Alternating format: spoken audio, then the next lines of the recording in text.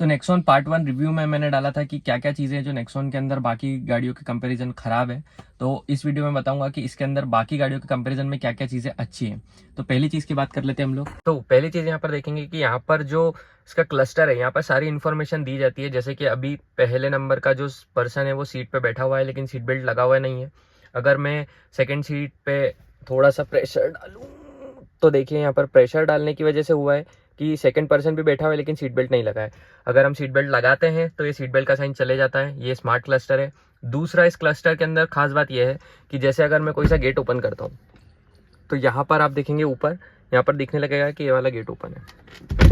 और सबसे बढ़िया इसका एक जो वॉइस असिस्टेंट है वो है, जो गेट अगर आपके खुले रहेंगे तो वो एग्जैक्टली बता देगा कौन सा गेट खुला है।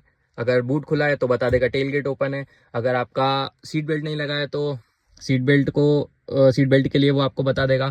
और अगर आप बहुत समय से लंबे समय से चल रहे हो, आपने 200 250 300 किलोमीटर चलाई है गाड़ी, तो आपको यहाँ पर एक साइन मिलेगा जो बोलेगा टेक अ टी ब्रेक।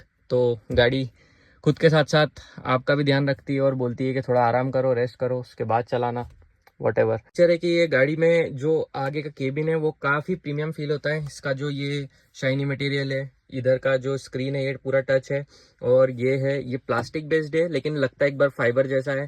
ये भी काफ़ी 3D सा लुक देता है। और नेक्सॉन के अंदर 3 स्मार्ट मोड्स आते हैं जो कि है सिटी, इको, स्पोर्ट्स।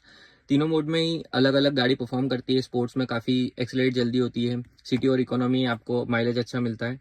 12 वॉट का ये कार चार्जर वाला पोर्ट मिलता है। एक डायरेक्ट यूएसबी मिल जाता है जिसके अंदर हम यूएसबी केबल लगा सकते हैं। टाइप सी पोर्ट इसमें नहीं आता है। और पीछे ड्राइवर एंड पर वहाँ पर जो एरिया दिख रहा है वहाँ पर भी एक पोर्ट आता है ऐसा ही 12 वॉट का। तो जो पीछे जो पैसेंजर्स बैठे हैं वो डायरेक्टली चार्ज कर सकते हैं। उनको यहाँ पर से या फिर यहाँ सेंटर में बैठ के चार्ज करने की ज़रूरत नहीं है। डायरेक्टली वो वहीं के वहीं उनके हाथ में रहेगी केबल और वो चार्ज कर सकते हैं। सेफ्टी फीचर्स के लिए यहाँ पर 6 एयरबैग्स आते हैं, 2 आगे 2 पीछे, 2 सबसे पीछे। और उसके अलावा यहाँ पर जो पैसेंजर एयरबैग है यानी कि इस साइड को ड्राइवर वाला, उसको हम ऑन या ऑफ कर सकते हैं। गेट जैसे ओपन करेंगे वहाँ पर एक की लगाने का ऑप्शन है, वहाँ पर आप की लगा के इस पैसेंजर एयरबैग को ऑफ कर सकते हो।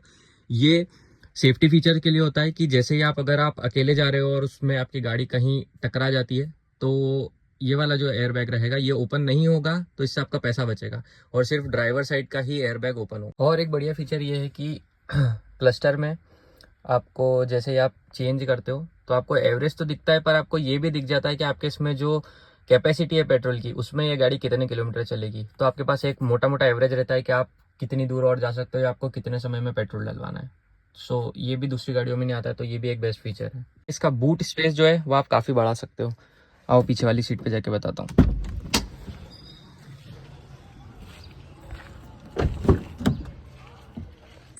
यहाँ पर जो 2 हुक दिए हैं इसको खींचना है। हो सकता है आपको 2 लोगों की ज़रूरत पड़े, मुझे भी।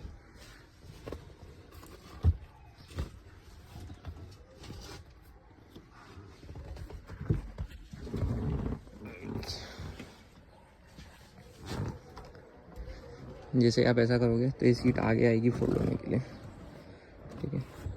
अच्छा पहले इसको भी तो निकालना है, वेट। इसको आप ऐसा सीधा कर सकते हो और ये जो बूट स्पेस है वो पूरा यहाँ से लेके वहाँ तक एक्सपैंड हो जाता है, ठीक है। ये थोड़ा सा मेरा सामान रखा हुआ है तो अगर आप इसको लेवल कर सकते हो तो यहाँ पे भी अगर आप फैमिली राइड पे जा रहे हो तो आप यहाँ पर पूरे इसको यूज़ कर सकते हो और थोड़े ज़्यादा लोग बिठा सकते हो।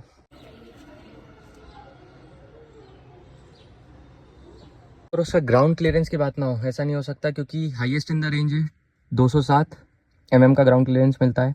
आप कहीं भी जाते हो उबड़ खाबड़ जगह पर जहाँ पर कभी ट्रैक्टर निकला हुआ है, कभी खेत में चले गए, या फिर आप थोड़ा सा ऐसे कच्ची रोड पे जाना चाहते हो, या फिर ऐसी साइड ही आपका घर है, गांव वगैरह से आपको शहर आना पड़ता है, तो इसका जो ग्राउंड क्लियरेंस है वो काफ़ी मदद करता है। जहाँ से ट्रैक्टर निकला है वहाँ से भी क्रॉस हो जाती है बिना कुछ दिक्कत के, कहीं पर अड़ती नहीं है।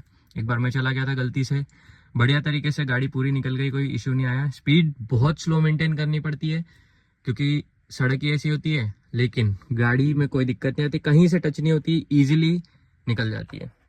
इसके जो स्क्रीन है यहाँ पर मिल जाता है। जब आप स्क्रीन पे जाओगे और ऐप्स साइड पे जाओगे तो जैसे आप जब बैक गियर लगाते हो, जैसे कि अभी मैं लगाता हूँ, तो इसका जो रिवर्स सेंसर है वो एक्टिवेट हो जाते हैं और अगर पीछे कुछ भी आएगा तो ये हमको बता देंगे।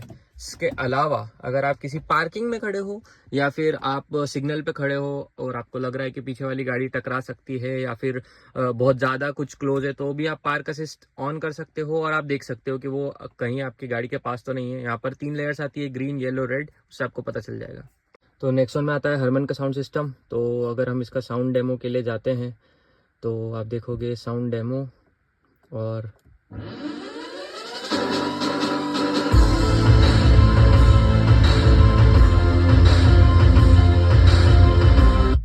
साउंड सिस्टम काफ़ी अच्छा है। एक और फीचर इसमें आता है जो है इसका आप करंट ट्रिप के बारे में जान सकते हो। आपको कभी भी ट्रिप सेट करने की ज़रूरत नहीं है, trip A trip B reset करने की ज़रूरत नहीं है। आप जब भी जाओगे तो आपकी एक ट्रिप हमेशा यहाँ पर आपको दिखाएगी कि करंटली आपने कितना डिस्टेंस ट्रैवल किया है, कितनी आपको फ्यूल इकोनॉमी मिली है। अगर आप यहाँ पर लास्ट में जाओगे तो आपने इसके पहले जब गाड़ी ऑफ हुई थी उससे पहले आपने कितना डिस्टेंस ट्रैवल किया और कितनी आपको फ्यूल इकोनॉमी मिली है।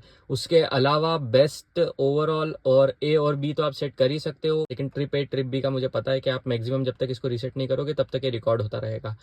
इसके अलावा आप देख सकते हैं एवरेज मुझे काफ़ी अच्छा मिलता है। 1300 किलोमीटर पे मुझे 18.7 का मिला है, 1800-1900 किलोमीटर पे मुझे 18.6 का मिला है और लास्ट 670 किलोमीटर पे मुझे 19.4 का मिला है। इसमें मेरी गाड़ी हाईवे पे भी चलती है, सिटी में काफ़ी ज़्यादा चलती है, ट्रैफिक में काफ़ी रुकती है, लेकिन स्टिल एवरेज मुझे बढ़िया मिल जाता है। और एवरेज करके 20 के आसपास आप मान के चल सकते हो, क्योंकि हाईवे में मुझे काफ़ी अच्छा मिलता है, 20, 22, 23, 24 तक भी। तो बाकी इधर अगर एवरेज ख़राब भी होता है तो मैंने जो कि 20 तक वो आ ही जाता है। और छोटी मोटी कुछ चीज़ों के बारे में बात कर लेते हैं, जैसे कि जो इसका रूफ़ है ये एक फाइबर से बना हुआ रहता है, ना कि वो खिंचाने वाले कपड़े से, जिसमें काफ़ी गंदा हो जाता है वो देखने में, और गंदा जल्दी जल्दी धूल पकड़ता है, गंदा होता है। तो ये इतनी जल्दी गंदा दिखता नहीं है, ना ये गंदा होता है।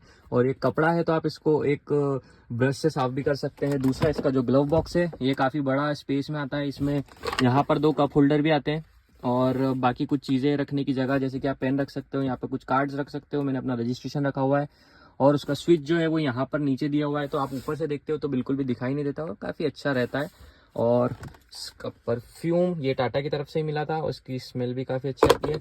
और यहाँ पर जो हमारा स्टीयरिंग है उसके ऊपर म्यूट करने का स्विच, कॉल उठाने का स्विच, हमारा मीडिया चेंज करने का, FM AM या फिर मल्टीमीडिया जो फ़ोन से हमने ब्लूटूथ कनेक्ट किया वो, एक वॉइस असिस्टेंट के लिए हम इससे कॉल वगैरह यूज़ कर सकते हैं, कॉल लगाने के लिए। ये वॉल्यूम के लिए अप डाउन कीज़ हैं, और ये अगर हम स्टेशन चेंज करना चाहते हैं या फिर सॉन्ग को आगे पीछे करना चाहते हैं तो।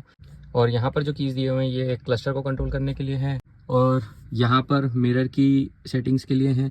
ये ऑटो फोल्ड तो नहीं होते हैं, लेकिन हम इसको एडजस्ट कर सकते हैं।